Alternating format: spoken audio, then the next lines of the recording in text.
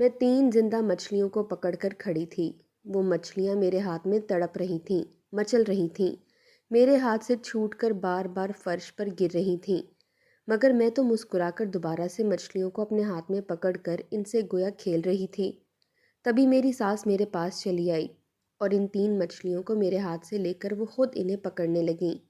یہ دیکھ کر مجھے ذرا بھی تعجب نہیں تھا کہ ہم دونوں ساس اور بہو 3 زندہ مچھلیوں کو ہاتھ میں پکڑ کر خوش ہو رہی ہیں، حالانکہ ہمیں انہیں پانی میں چھوڑ دینا چاہیے تھا۔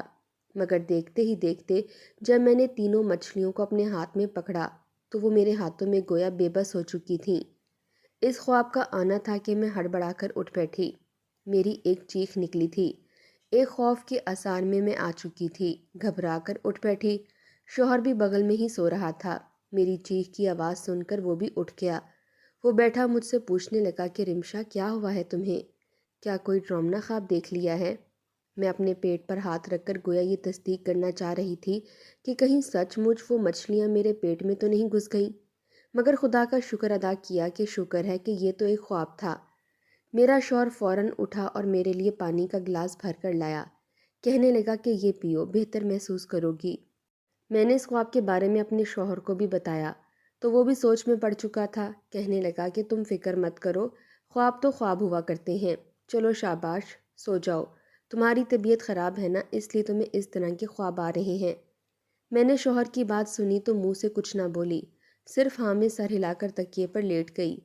میرا شوہر تو دوسری جانب چہرہ کیے سو چکا تھا، جبکہ میں تو جیسے ایک مرتبہ پھر کرب میں مبتلا ہو چکی تھی۔ آنکھوں سے آنسو تواتر سے بہنے لگے تھے اور میں بے آواز رونے لگی۔ آنسو تھے کہ رکنے کا نام نہیں لے رہے تھے۔ مجھے اپنی ہچکیاں اپنے منہ پر ہاتھ رکھ کر بند کرنا پڑیں، کیونکہ اگر مجھے شوہر روتا ہوا دیکھ لیتا تو وہ بھی پریشان سا ہو جاتا۔ بے ساختہ میرا ہاتھ میرے چہرے سے میرے پیٹ پر گیا تھا۔ میں اپنے پیٹ کو بھینچ کر بس ایک سسکی لے کر رہ گئی۔ یہ دکھ تو مجھ جیسی مائیں ہی سمجھ سکتی ہیں، جنہوں نے اپنی اولاد کو 2 بار کھویا ہو، اور جس طرح کھویا ہو وہ صرف ماں کی ممتا ہی محسوس کر سکتی ہے۔ میں اپنے ماں باپ کی اکلوتی بیٹی تھی، نہ صرف پڑھائی میں اچھی تھی بلکہ گھرداری میں بھی اچھی تھی۔ جیسے ہی جوانی کی دہلیز پر قدم رکھا تو میرے ماں باپ میرے لیے مناسب سا رشتہ دیکھنے لگے۔ سب سے پہلا رشتہ ہی جو میرے گھر پر آیا وہ منیب کا تھا۔ پہلی نظر میں ہی میرے ماں باپ کو منیب پسند آ چکا تھا، مگر ایک بات جو ان کے دل میں کھٹک رہی تھی وہ یہ تھی کہ منیب کی 5 بہنیں تھیں اور وہ اپنی 5 بہنوں کا اکلوتا بھائی تھا۔ میرے ماں باپ کو ان کے خاندان کی عادات و اطوار اور اخلاق بہت پسند آیا تھا، یہاں تک کہ منیب سے بھی مل کر وہ کافی فخر محسوس کر رہے تھے۔ ان کا کہنا تھا کہ اگر منیب ہمارے گھر کا داماد بنتا ہے تو پورے خاندان میں ہمارا ناک مزید اونچا ہو جائے گا، کیونکہ مجھے نہیں لگتا اتنی وجیہ شخصیت اور ایک خاص ٹھاٹ باٹ رکھنے والا داماد میرے کسی بھی بھائی یا بہن کے ہاں موجود ہے۔ اپنے ابا کے منہ سے یہ بات سن کر میرے دل میں بھی منیب کے لیے ایک نرم گوشہ بننے لگا تھا۔ میں نے بھی منیب کو تصویر میں ہی دیکھ رکھا تھا۔ واقعی وہ سنجیدہ اور سمجھدار لگتے تھے، پڑھے لکھے تھے، مجھے تو ایک تصویر سے ہی واضح ہو رہا تھا۔ مگر ایک دفعہ میرے ابا یہ خدشہ ظاہر کرتے ہوئے اماں سے کہنے لگے کہ ویسے تو سب ٹھیک ہے، میں اپنی بیٹی کا رشتہ منیب کو دے بھی دوں، مگر ایک بات مجھے پریشان کر دیتی ہے۔ منیب کی 5 بہنیں ہیں اور 5 ہی منیب سے بڑی ہیں۔ اگر خدا نخواستہ کل کو ہماری لاڈلی اکلوتی بیٹی ان کے ہاں چلی بھی گئی تو وہ 5 میری بچی پر روب جھاڑتی رہیں گی، بلا وجہ میری بچی کی زندگی نہ خراب کرتی پھریں۔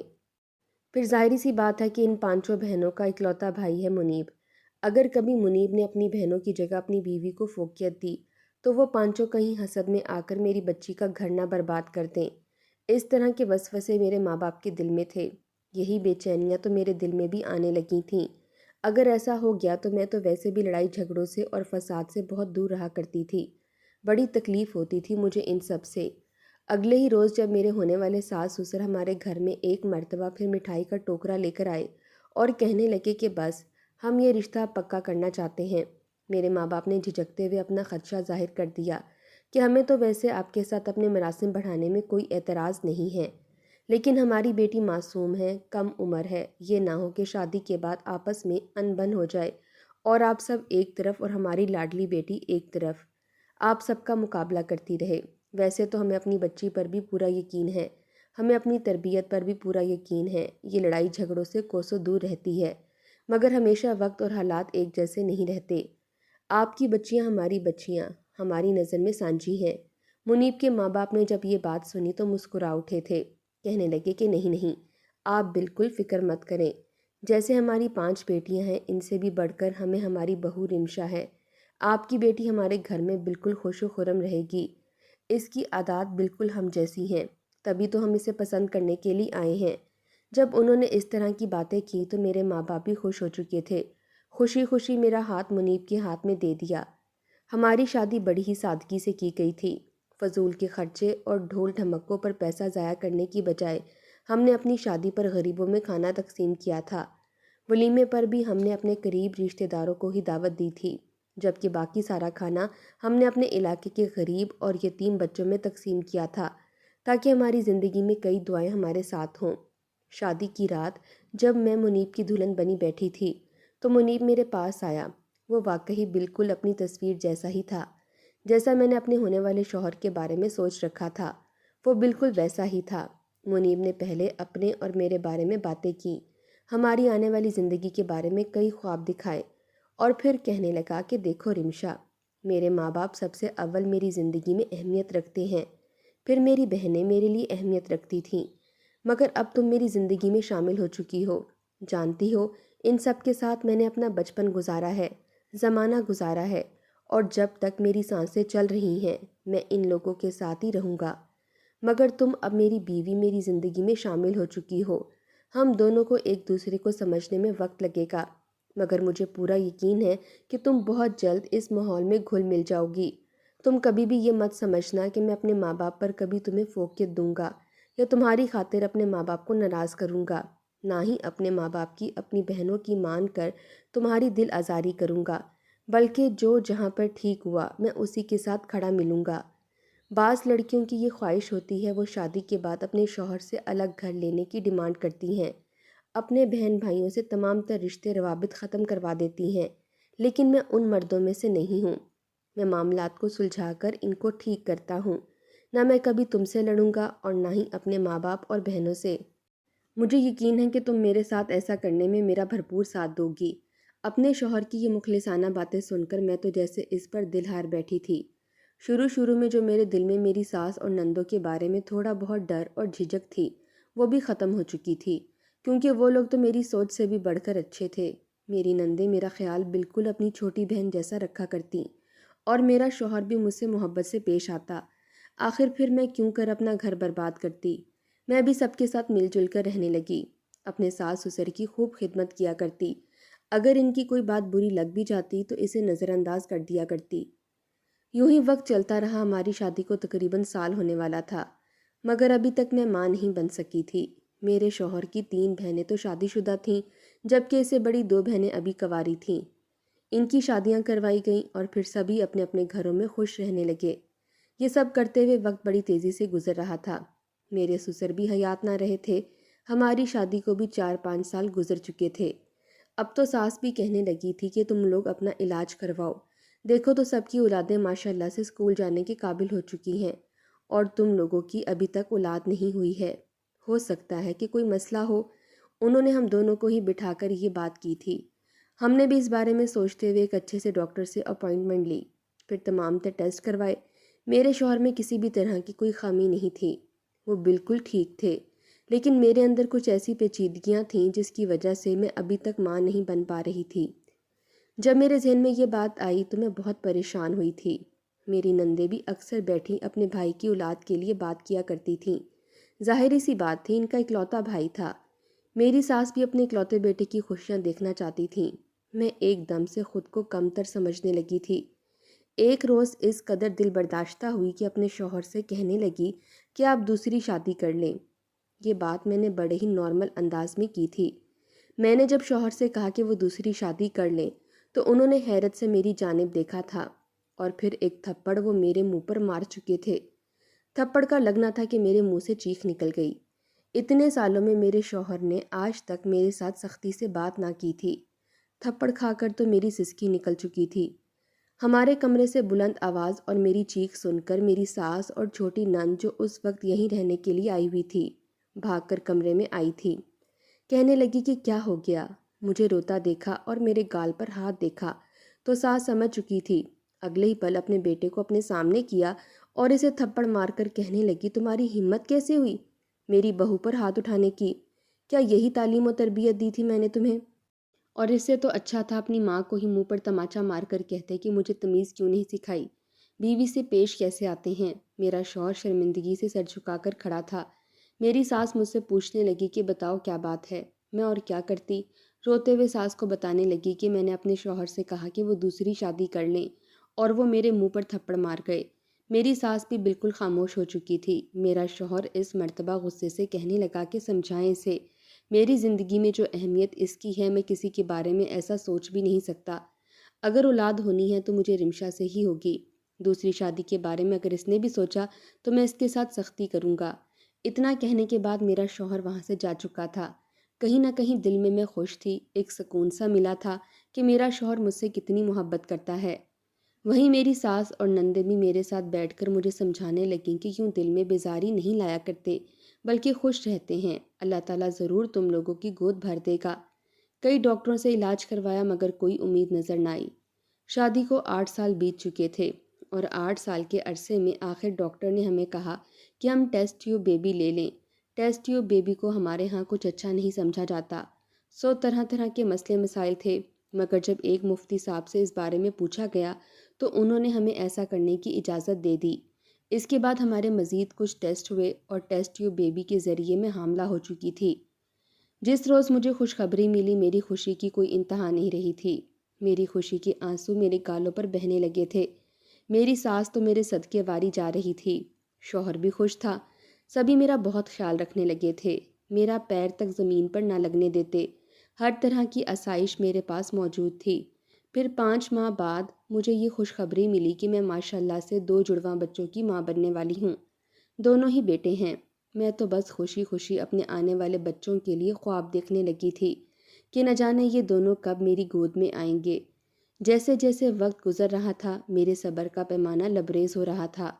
ابھی میرا 8واں مہینہ چل رہا تھا اور پھر جو کچھ ہوا میری زندگی بدل کر رہ گئی تھی۔ ایک رات میری طبیعت بہت خراب ہونے لگی، تکلیف تھی کہ برداشت ہونے کا نام نہیں لے رہی تھی۔ مجھے لگا شاید یہ ٹیسٹ ٹیوب بیبیز ہیں اس لیے ان کی مدت پوری ہو گئی ہے۔ میری ساس اور میرا شوہر مجھے آدھی رات کو ہسپتال لے کر گئے۔ بارش تھی کہ رکنے کا نام نہیں لے رہی تھی۔ میں ہسپتال میں گئی تو اپنے ہوش کھو بیٹھی۔ ڈاکٹرز میرے سر پر کھڑی تھیں۔ کئی گھنٹوں بعد جب مجھے ہوش آیا تو کمرے میں بالکل خاموشی تھی۔ میرا شوہر میرے پاس موجود تھا، اس نے میرا ہاتھ تھام رکھا تھا اور میرے بالوں میں ہاتھ پھیر رہا تھا۔ اسے اپنے پاس دیکھ کر میرے چہرے پر ایک دم سے مسکراہٹ آئی تھی۔ مجھے لگا تھا جیسے میرے بچے دنیا میں آ چکے ہیں۔ میں نے مسکرا کر اپنے شوہر کو دیکھا اور کہنے لگی کہ منیب میرے بچے کیسے ہیں؟ کیا تم نے ان کو دیکھا؟ تمہارے جیسے ہیں یا میرے جیسے؟ مگر اگلے ہی پل وہ گہری سانس لے کر سر جھکا چکا تھا۔ پھر میرے ماتھے پر بوسہ دے کر کہنے لگا کہ جس اولاد کی خوشی ہمارا رب ہمیں دینے والا تھا ہم بھی اسی کی امانت ہیں، ہماری اولادیں بھی اسی کی امانت ہیں، اس لیے تم اپنے رب کے اس فیصلے پر بھی راضی رہو۔ میں منیب کو دیکھ رہی تھی کہ ان کے کہنے کا مقصد کیا تھا۔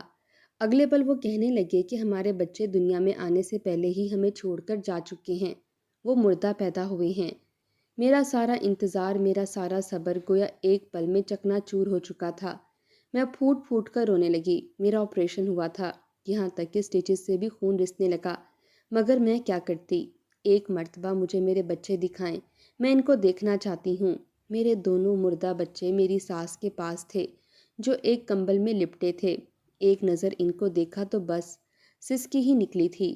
کاش یہ بالکل صحیح سلامت ہوتے، ابھی آنکھیں کھول دیتے اور مجھے اپنی آنکھوں سے دیکھتے، میں تو اپنا ہر دکھ ہر تکلیف بھول جاتی، مگر بس اللہ تعالیٰ کی رضا میں راضی ہو کر رہ گئی۔ اب تو میری امید بھی ختم ہو چکی تھی کہ دوبارہ میں کبھی ماں بنوں گی، کیونکہ ٹیسٹ ٹیوب بیبی ہمارا آخری سہارا تھا۔ ایک مرتبہ پھر میں ڈپریشن کا شکار ہونے لگی تھی۔ میری نندیں، میری ساس مجھے بہت حوصلہ دیتی تھیں، میرا شوہر مجھے خوش رکھنے کی کوشش کرتا، مگر میں جانتی تھی کہ سبھی اپنی اپنی جگہ اس تکلیف سے گزر رہے ہیں۔ ایک روز میں یوں ہی بیٹھی رو رہی تھی جب شوہر میرے پاس آیا اور مجھے تسلی دینے لگا کہ ضروری نہیں ہے کہ شادی کے بعد اولاد ہو تبھی میاں بیوی مکمل ہوتے ہیں، ہر کسی کی نصیب میں ہر چیز نہیں ہوتی، اگر ہمارے نصیب میں اولاد نہیں ہے تو مجھے اس پر کوئی ملال نہیں ہے۔ دیکھو تو ہم اپنی اولاد کے بغیر کس قدر خوش ہیں، مکمل ہیں، مطمئن ہیں۔ اب اللہ تعالیٰ سے ہم صرف دعا ہی کر سکتے ہیں، قبول کرنا نہ کرنا ان کی مرضی ہے۔ میرا شوہر اس مرتبہ بھی مجھے دلاسا دے رہا تھا، مگر اگلے پل میں اپنے شوہر کا ہاتھ پکڑ کر کہنے لگی کہ منیب، آپ مجھ سے اتنی محبت کرتے ہیں، شادی کو 10 سال بیت چکے ہیں، اگر میں آپ کو کچھ کہوں تو آپ میری بات مانیں گے؟ میری بات سن کر میرا شوہر مجھے دیکھنے لگا، کہنے لگا کہ ہاں بولو، کیا منوانا چاہتی ہو؟ میں نے اپنے شوہر کی آنکھوں میں آنکھیں ڈال کر دیکھا اور اگلے پل آنکھیں جھکا کر کہنے لگی کہ میری خاطر، ہماری اولاد کی خاطر آپ دوسری شادی کر لیں، میں آپ کی نسل کو آگے بڑھتا دیکھنا چاہتی ہوں۔ میرے الفاظ پر کمرے میں بالکل خاموشی چھا چکی تھی، ایسے لگ رہا تھا جیسے اس کمرے میں کوئی موجود ہی نہ ہو، مجھے اپنی سانسوں کی آواز تک محسوس ہو رہی تھی۔ اگلے پل میرا شوہر اپنا ہاتھ چھڑا کر وہاں سے جا چکا تھا۔ اس کے بعد 1 ہفتے تک وہ مجھ سے ناراض رہا۔ میرا شوہر کہتا تھا کہ مجھے اولاد کا ہونا نہ ہونا اس قدر تکلیف نہیں دیتا جس قدر تمہاری یہ باتیں مجھے تکلیف دیتی ہیں۔ مجھے لگتا ہے جیسے میری ساری محبت سب کچھ بے معنی ہے تمہاری نظروں میں۔ تم کتنے دھڑلے سے کہہ دیتی ہو کہ میں کسی اور کو اپنے نکاح میں لے لوں، اس کے ساتھ رشتہ قائم کروں اور پھر اس کے بطن سے اولاد کا حصول کروں۔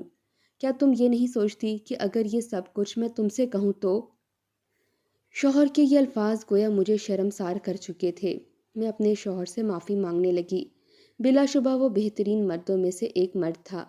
کچھ روز بعد میں سو رہی تھی جب مجھے یہ خواب آیا کہ میرے ہاتھ میں 3 مچھلیاں ہیں اور وہ تینوں میرے ہاتھ میں مچل رہی ہیں۔ کبھی میں انہیں ساس کو پکڑاتی ہوں تو کبھی ساس واپس مجھے پکڑا دیتی ہے۔ تبھی وہ مچھلیاں رینگتی ہوئی ایک دم سے میرے وجود میں داخل ہو جاتی ہیں۔ میں ڈر کر اٹھ بیٹھتی ہوں۔ شوہر ایک مرتبہ پھر مجھے تسلی دیتا ہے۔ اگلے روز میں صحن میں بیٹھی چاول صاف کر رہی تھی۔ میری ساس میرے سامنے ہی بیٹھی دال سے تنکے چن رہی تھی۔ آج میرے شوہر کا حکم تھا کہ دال چاول بنائے جائیں کہ جب مجھے اپنا رات کا خواب یاد آیا۔ میں اپنی ساس کو جب وہ خواب سنانے لگی تو ساس کے ہاتھ فوراً رکے تھے، کہنے لگیں کہ خواب تو بڑا مبارک ہے، مگر میں ساس کو دیکھنے لگی اور کہنے لگی کہ جی خواب مبارک کیسے ہو سکتا ہے؟ میں تو ان 3 مچھلیوں کو اذیت دے رہی تھی، وہ بیچاری میرے ہاتھ میں تڑپ رہی تھیں اور میں انہیں دیکھ کر خوش ہو رہی تھی۔ یہ بات سن کر میری ساس مسکرائی، کہنے لگی کہ ایسا کچھ نہیں ہوتا، یہ تو خواب تھا نا، ہر خواب کی اپنی تعبیر ہوتی ہے۔ اب مچھلی کی بات نکل ہی آئی ہے تو کیوں نہ آج مچھلی بھی فرائی کر لی جائے۔ میری ساس یہ بولی تو میں بھی مسکرا اٹھی، کیونکہ اگر دال چاول کے ساتھ اگر مچھلی بھی فرائی ہو جاتی تو شوہر مزید خوش ہو جاتا۔ میری ساس نے اسی وقت چادر کی اور کہنے لگیں کہ میں خود ہی مچھلی لے آتی ہوں۔ وہ بازار جا چکی تھیں، جبکہ میں شام کے کھانے کی تیاری کرنے لگی۔ جب وہ واپس آئیں تو ان کے پاس مچھلی کے ساتھ ساتھ پریگننسی اسٹک بھی تھی۔ مجھ سے کہنے لگیں کہ یہ سنبھال کر رکھو۔ ساس کے ہاتھ میں اسٹک دیکھی تو میں گہری سانس خارج کر کے رہ گئی۔ میں کہنے لگی کہ اب اس کی کیا ضرورت ہے، ڈاکٹر تو کہہ چکے ہیں کہ میں کبھی ماں ہی نہیں بن سکتی، پھر بھلا اس پر کیوں پیسے ضائع کر رہی ہیں؟ ساس مسکرائی اور کہنے لگی کہ خدا کے ہر کام میں مصلحت ہوتی ہے، وہ کن فرما کر پوری کائنات تخلیق کر سکتا ہے، بلا وجہ باتیں دل پر مت لو، جاؤ شاباش، اسے سنبھال کر رکھ لو۔ میں نے گہری سانس خارج کی اور اسٹرپ کو اپنی سائڈ ٹیبل کی دراز میں رکھ دیا۔ 1 ڈیڑھ ہفتہ گزرا تو مجھے اپنی طبیعت میں کچھ نمایاں تبدیلی سی محسوس ہونے لگی، عجیب سی بے چینی محسوس ہونے لگی، بالکل ایسے ہی جیسے مجھے پہلی مرتبہ محسوس ہوا تھا۔ پہلے تو میں اسے نظر انداز کرتی رہی، مگر پھر جب اندازے کے تحت اپنی پریگننسی اسٹک میں ٹیسٹ کیا تو ایک پل کو میں چونک چکی تھی، کیونکہ وہاں پر پازیٹیو رزلٹ دکھائی دے رہا تھا۔ میں تو خوشی سے رونے لگی۔ میرے رونے کی آواز میرے شوہر اور ساس تک پہنچی تو وہ بھی دوڑے دوڑے وہاں ہی آ چکے تھے کہ شاید ایک مرتبہ پھر میرا اور منیب کا کوئی جھگڑا ہو چکا ہے۔ مگر جب میں نے ان لوگوں کو وہ پریگننسی اسٹک پازیٹیو دکھائی تو ان کی خوشی کی بھی کوئی انتہا نہیں رہی تھی۔ پھر ساس بولی کہ ہمیں پہلے ہی خوشیاں نہیں منانی چاہیے، بلکہ ایک مرتبہ ہاسپٹل سے جا کر ٹیسٹ کروانے چاہیے۔ ہم اسی وقت فوراً ہاسپٹل گئے تھے۔ جب ٹیسٹ کروایا گیا تو وہاں پر بھی یہ بات سامنے آئی کہ میں ماں بننے والی ہوں۔ وہ بھی صرف ایک نہیں بلکہ ماشاءاللہ سے 3 بچوں کی۔ یہ خبر ہمارے لیے کسی خوشی سے کم نہیں تھی۔ وہ میری ریگولر ڈاکٹر تھیں، وہ جانتی تھیں کہ میں اپنے 2 بچوں کو کھو چکی ہوں، اور وہ مبارکباد دینے لگیں کہ دیکھو اللہ تعالیٰ نے تم پر کیسے کرم کیا ہے۔ میری تو خوشی کی کوئی انتہا نہیں رہی تھی۔ واقعی میرے صبر کا پھل صرف مجھے نہیں بلکہ میرے ساتھ ساتھ شوہر اور میری نندوں کو بھی مل چکا تھا۔ جس روز اللہ تعالیٰ نے مجھے 3 صحت مند بچوں سے نوازا، 2 بیٹے اور ایک بیٹی سے، تو ہمارے گھر میں خوشی کا سما تھا۔ میری ساس نے تو خوشی سے پورے گاؤں میں مٹھائی بانٹی تھی، بچوں کا عقیقہ کیا گیا، اور میں تو اپنے رب کے آگے جتنے سجدے کرتی اتنے کم تھے۔ اس کے بعد جب وہ بچے 4 سال کے ہو گئے تو میں دوبارہ سے حاملہ ہوئی۔ اللہ تعالیٰ نے مجھے دوبارہ ایک بیٹی سے نوازا تھا۔ میری زندگی خوشیوں سے بھر چکی تھی، خاص کر میری ساس کی تو خوشی کی کوئی انتہا نہ رہی۔ بس میری یہی دعا ہے کہ اللہ تعالیٰ میرے اس خاندان کو ہمیشہ خوش و خرم رکھے۔ بجائے مایوس ہونے کے ہمیں اپنے رب پر بھروسہ رکھنا چاہیے۔